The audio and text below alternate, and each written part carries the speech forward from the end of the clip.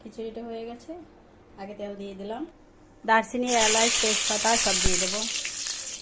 পেঁয়াজ কুচি, মশলাগুলো আমি এখন দিয়ে দেবো। হলুদ গুঁড়ো, ধনিয়া গুঁড়ো, জিরা গুঁড়ো, মতো লবণ হয়ে গেছে। এখন মাংস দিয়ে দেবো, আলুও দিয়ে দেবো, কারণ একসাথে কষানো হয়ে যাবে আলু আর মাংস। টমেটো দিয়ে দেবো। কত সুন্দর মাংসটা কষানো হয়েছে, লাল লাল ঝাল ঝাল। এখন আমি জল দিয়ে দেবো। গরম জল দিলে তাড়াতাড়ি ফুটে উঠবে ঝোলটা। করা হয়ে গেছে, এখন নামিয়ে নেব।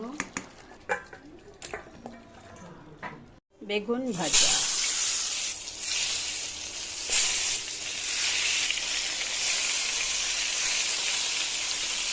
একসাথে সব দিয়ে দিলাম।